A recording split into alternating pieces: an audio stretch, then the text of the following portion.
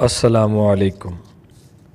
چڑا بیتی۔ میں ایک چڑا ہوں۔ انسانوں کی طرح ہمارا بھی ایک خاندان ہے جس میں میرے امی پاپا کے ساتھ میری 2 بہنیں بھی ہیں۔ میں اپنی دونوں بہنوں سے بڑا ہوں۔ ہماری زندگی خطروں سے گھری رہتی ہے۔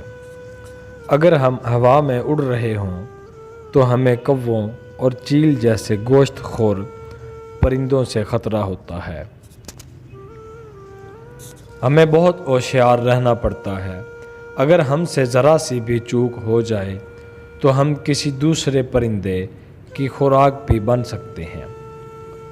ہمیں صرف آسمان پر ہی خطرہ نہیں ہوتا بلکہ زمین پر آسمان سے زیادہ ہوشیار رہنا پڑتا ہے، کیونکہ زمین پر کتے، بلی وغیرہ ہماری طاق میں ہوتے ہیں۔ ہمیں زمین پر صرف جانوروں سے نہیں بلکہ انسانوں سے بھی خطرہ ہوتا ہے۔ ایک دن کی بات ہے جب ہمارے پاس کھانے کے لیے کچھ نہیں تھا۔ میرے امی پاپا کھانے کی تلاش میں نکلے ہوئے تھے۔ سب کا بھوک سے برا حال تھا۔ میری دونوں بہنیں بھوک کے مارے رو رہی تھیں۔ مجھ سے ان کا رونا نہیں دیکھا گیا۔ میں نے اسی وقت کھانا تلاش کرنے کے لیے زمین پر جانے کا فیصلہ کر لیا۔ تھوڑی دور جا کر میں جس جگہ پر اترا وہاں ایک دکان تھی اور وہیں بہت سارا دانہ بھی پڑا تھا۔ جیسے ہی میں دانہ لینے کے لیے زمین پر اترا ویسے ہی میں پرندوں کو پکڑنے والے جال میں پھنس گیا۔ مجھے گمان تک نہیں تھا کہ زمین پر ایسا بھی ہوتا ہے۔